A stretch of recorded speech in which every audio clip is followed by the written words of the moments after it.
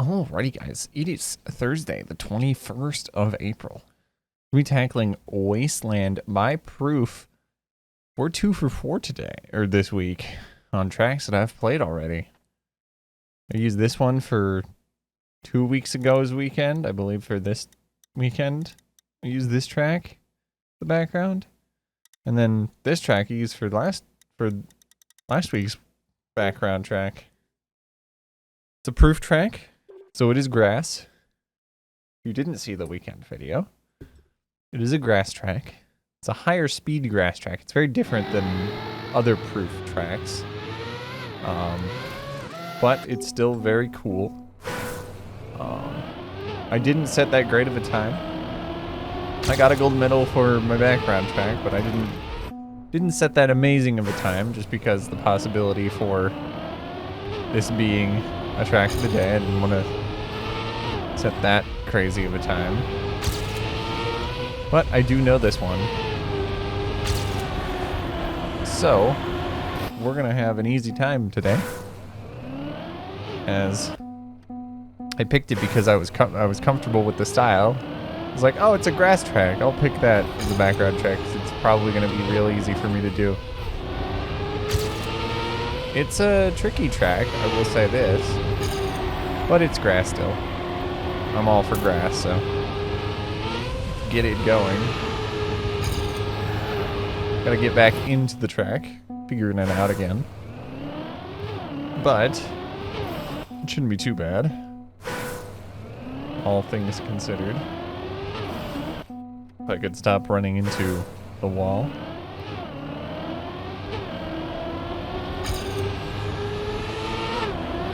There we go. Really want to jump really far right on this landing. Or on the takeoff.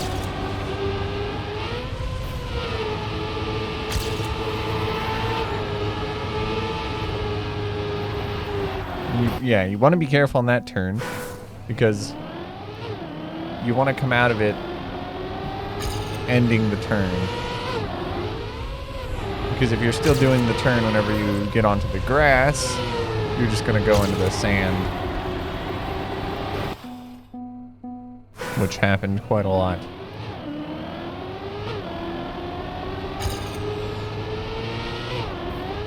Nice.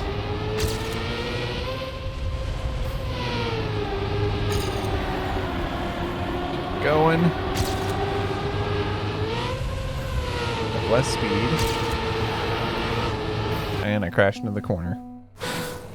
I may know the track route, but clearly I'm still trying to figure it out. It's been a while.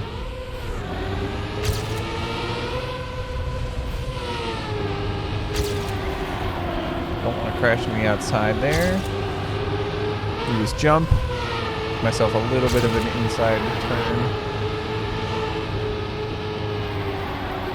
The brake tab there does fix my line, though it shouldn't be the thing that I need to do. Yeah, that's a big problem, jumping into the sand like that.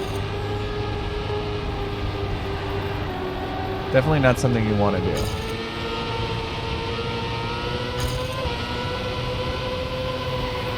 You got this. This turn is very scary. I believe it's full speed when you do it, but it's very scary when you have speed, and then that risky finish isn't too bad. But I've never really gotten through that turn without braking, so maybe it isn't the easiest risky finish.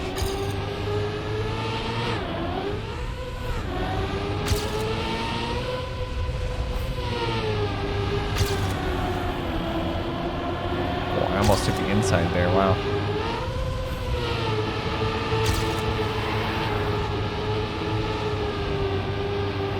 I don't want to be on the inside there.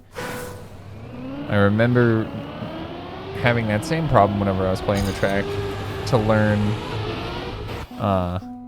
for the background video. Definitely remember having to be like, oh, I need to go wider here.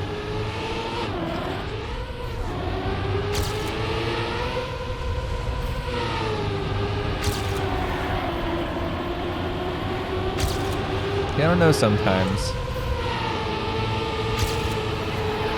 I've had trouble with mods loading in this game, but this track loads perfectly fine.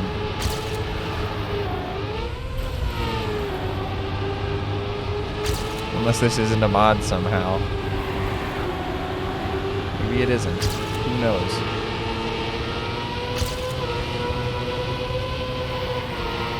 I want to go wide there. And just take this flat out. Ooh, okay, that's not as flat out.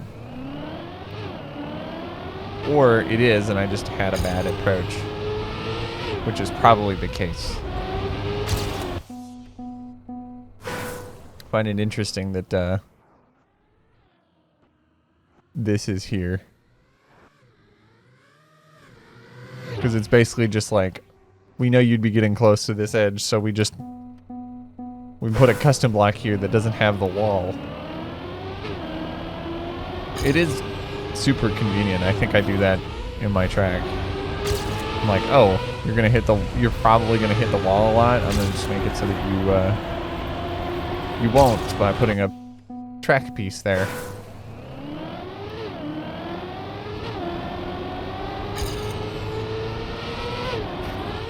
I did a cool flip.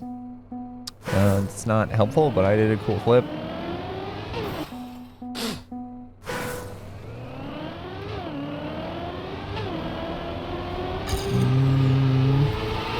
Oh, I got a little bit of air. Maybe not for the entire car, but definitely for part of it. Enough to cause me to slide. It's bad.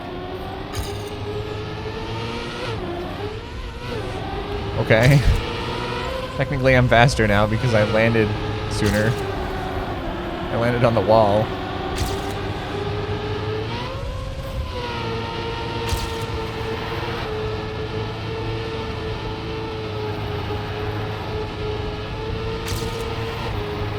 Don't want to jump out onto the sand. Thankfully I didn't. I'm a little wide here. It's unfortunate, but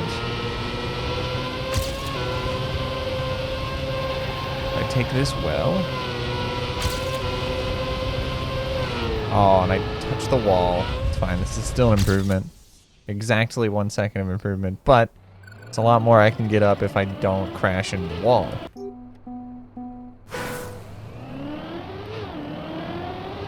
Really do like the aesthetic of this track, though.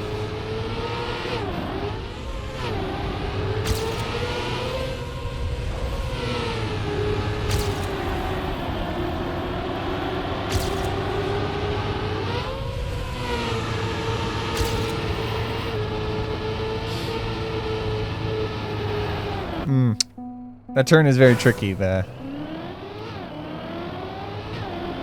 It's very particular. Just gonna lose time to myself if I don't also touch the wall of the track. I think I'm just gonna have to accept that and instead go for the fact that I crashed at the end.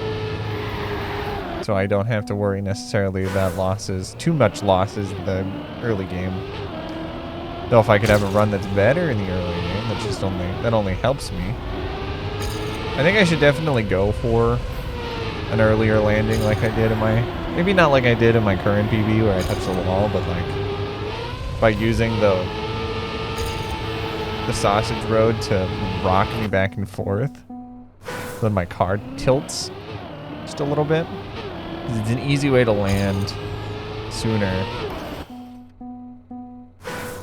Okay.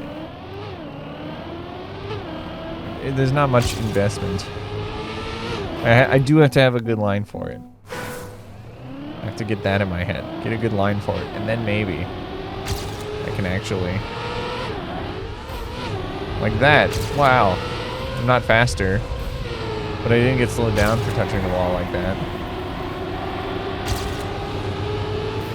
Because there's this magic area on the top of the road walls that is safe to drive on without penalty. I hit the sand, but I'm not too worried about it.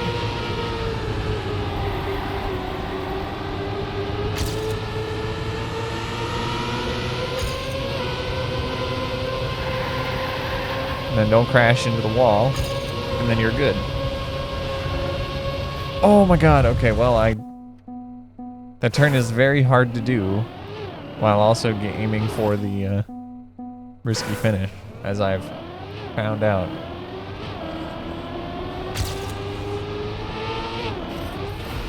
Okay, don't do that. It's a bad idea.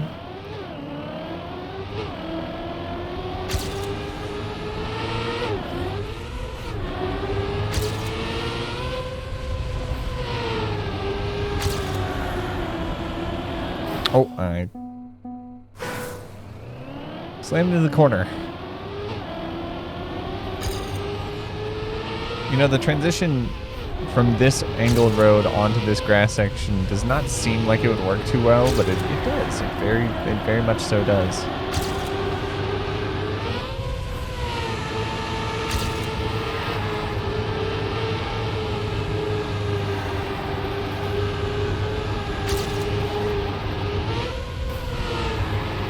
Was very good.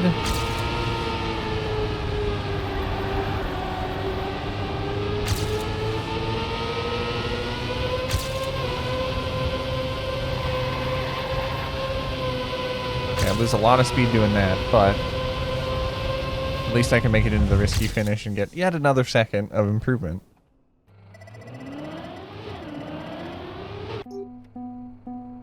It's 11 minutes for that run. Kind of be expected, though. I've played the track before, so getting a faster run than my normal amount of time to get a fast run makes sense.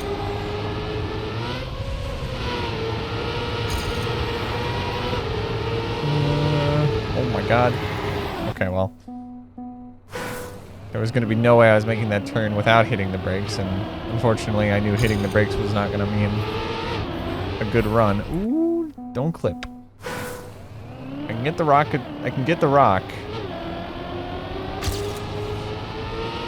to get me to land sooner, but I actually have to make it over the wall.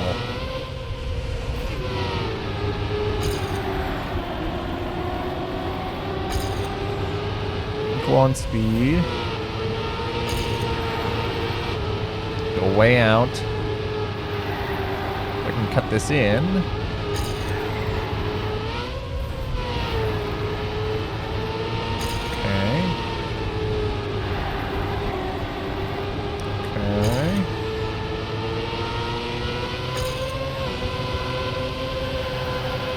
If I don't go so high on this, I'll actually keep more speed. And I didn't even make it into either of the finishes. That might have been an improvement had I actually made the jump. But I didn't. I went really far outside on that final grass section before the end. Because of it, I lost quite a lot of speed actually to an unoptimal grass line. If I were not to do that, I can make up a lot of time on myself. It's just being able to do that. It kind of requires a very specific line, but I should be able to do it. Don't touch the sand, it's bad. It's coarse, it's rough, it gets everywhere, and doesn't help you with your speed because of it.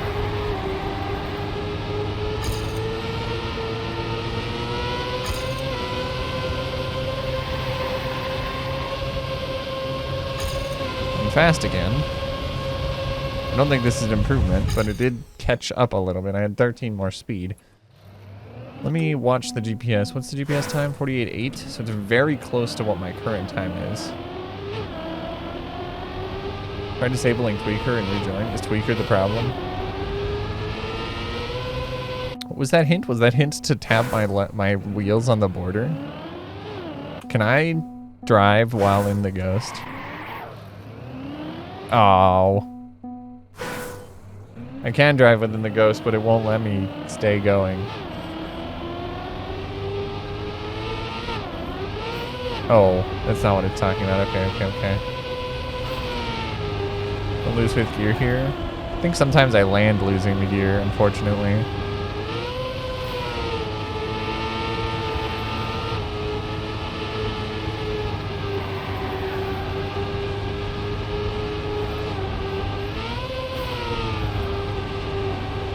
the snow.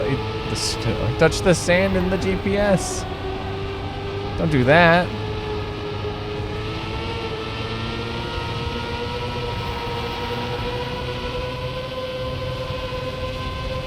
Yes, that is correct, GPS.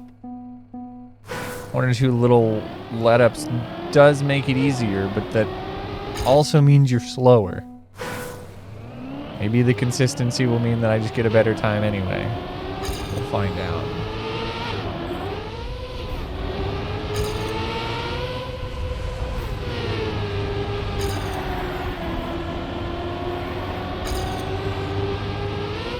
Okay. That was not a great landing, but it's fine.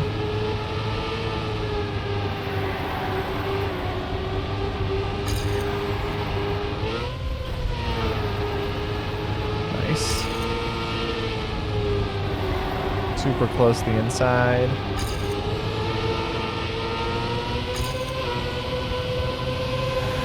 Yeah, this is not good because I'm really far out there. But it is still an improvement. Hey, there's the author medal. Nice.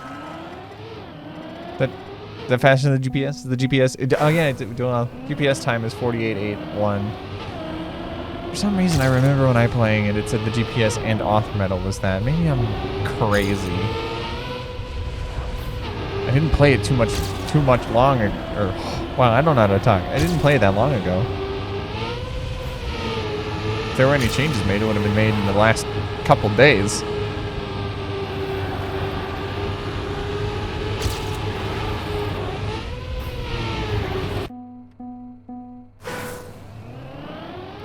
We'll find out.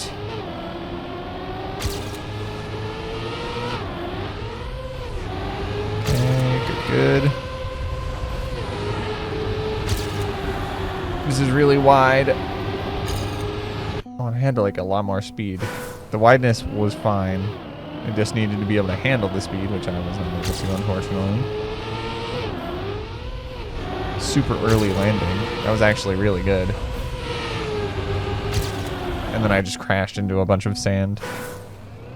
Getting it all in the tire mechanism. I feel like the tire mechanism of this vehicle would be very hard to maintain once, like, if you've got sand, and it would be very crunchy. And I don't know if crunchy is what you want in a fast car construction. Like the fact that these wheels steer, like the fact that the wheels themselves steer, but like the hubs that they're on do not. It's kind of a pretty advanced. And I mean, they have to, right? Because the jets. Well, the jets on the front of the tires don't. They rotate with the car. Here I am. I know I've talked about it before. The real world functionality of this car. Obviously, the engine would be in the back of the car. There's just space for it. What the heck would you do to enable the reactor boost on these cars? How you would build in the jets on the wheel hubs. And then enabling them, like, how does a boost work? Do you have some sort of system in the car to know whenever it's gone over a piece of track that's labeled as a booster? And so somehow it gives the car, maybe the car, because obviously the car makes noise, so it's powered by like a fuel of some variety. It's a fueled vehicle, meaning it has an engine. But let's say, because I know that electric vehicles can have like a really fast amount of torque, and they can do that through all range of speeds. My thought is like maybe when the car goes over what it deems as a booster, the car then engages some sort of electric motor system that it has that it just engages that electric motor system and just puts it on at like, maybe for like a yellow booster at like 75%, and then for a red booster just 100% acceleration all the time. Because you can't, like, a booster will push you forward regardless of if you're holding the accelerator or not. So, like, there's an electric drive in the car that just sits there waiting to be turned on by a booster. And then once it's turned on, the car just goes fast for a bit until it's told not to be, that it's not on a booster anymore. So it'd have to be one heck of an electric system, but you know, we're in Fantasyland where the car can shoot out jets of, I don't know, shoot out jets that are strong enough to lift up the car, which would be pretty heavy if it has both an engine and a battery system for an electric drive. And you have a jet in each wheel that somehow are able to keep the car afloat or pushed down into the ground for maximum downforce. Dude, this car is insane. And then it has a display on the back of it that updates your position and speed of the car. Not even like, I'm just thinking about the number on the back of the car, but it also has the like 7-segment display on the back that shows the speed of the car in unknown units per hour. I think because it's a European game that's in kilometers per hour, but it's never explicitly said, so like maybe it's not. I mean, the speed at which the cars go is unreasonable for both units of speed that are commonly used, both kilometers and miles an hour.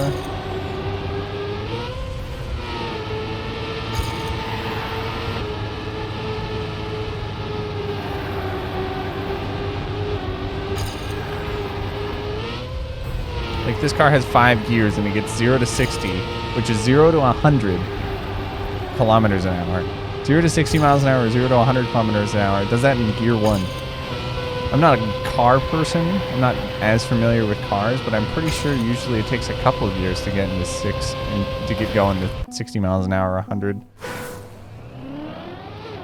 Like, it shifts right at 100, basically. And if 100 kilometers an hour is 60 miles an hour, you can kind of, I'm not as familiar with the kilometers per hour system. You can extrapolate that out to be 240 miles an hour at 300. And this car, and for this car, 300 is not anywhere close. Like, this car can get up to a maximum of 1,000. Which is 600 miles an hour.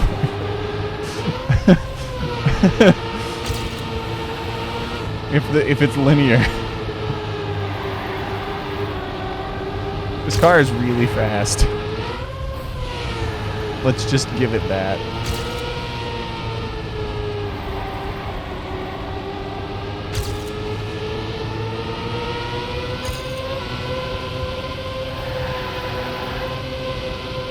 Okay. Darn it. Dude, that last turn is ridiculous. Should I listen to the GPS and just do a few releases? Yeah, that might help, but still. You know what? That's not fast. I would prefer it if it were fast.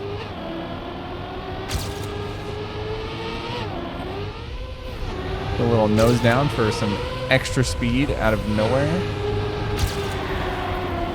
Track is very different than a proof track. I mean, to be fair, the 3 most notable proof tracks that we've played, maybe we've played other ones. This is my fault for not remembering every single track of the day that I've played. But the 3 ones that I remember the most are Ruins 1, 2, and 3, which are more slow grass tracks with the sort of Ruins aesthetic, obviously. Though the aesthetic doesn't matter. Though, to be fair, if you have the same aesthetic, I'm going to associate you with that aesthetic. Anyone who's played my tracks could probably identify a track of mine over a track of, say, someone with a similar style or someone who I've taken inspiration from, like a Ski Freak track. You could probably tell which one's mine and which one's his. Only because we have different styles. they're just in the same genre. So when I see grass track mixed in with ruined castles, I think of Proof, even though maybe that's not his... Even though maybe that's not his style, or maybe this track is a break from his style. I try to break my style in minor ways. I still do the floating track, but I do different scenery around said floating track.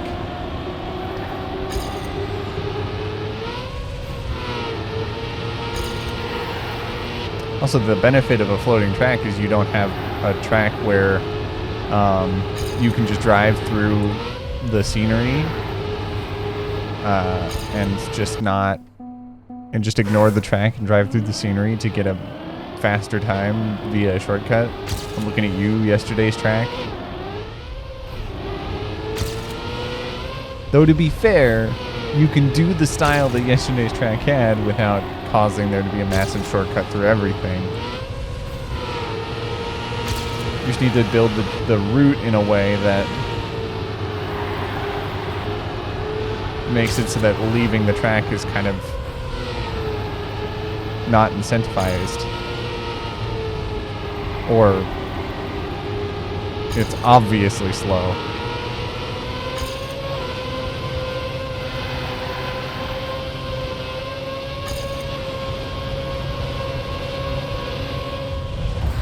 Dude, okay.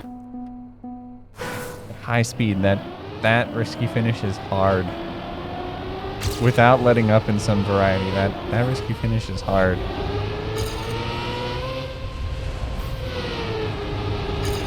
It sounds like I'm losing the gear when I'm not.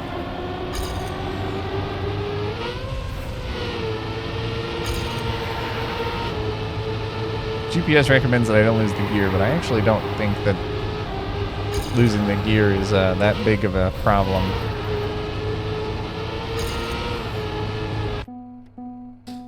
The biggest problem I had when first learning the track was that I was landing really far to the right because I wasn't jumping. The problem is I'm scared of the track that we jump onto later in the track on the left. I'm like, man, I'm driving straight for that. I don't want to crash into it, even though there's no chance I'm going to crash into it unless I really try. But that was my fear whenever I played this track for the first times. I was going to crash into this piece of track right here and just crash and burn.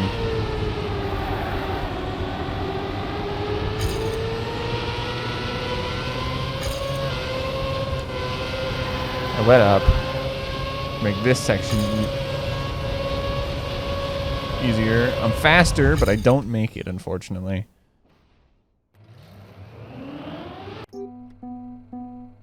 Alright, we only have like a few more tries in us before the video is ended. We'll see if there's anything I can do to get a better time. I can clip the wall and just get a huge boost of speed for free, basically. It's like crazy how much faster I'm going because I touched the wall of the track, therefore starting acceleration earlier. Now if I keep this up, this might be a good improvement.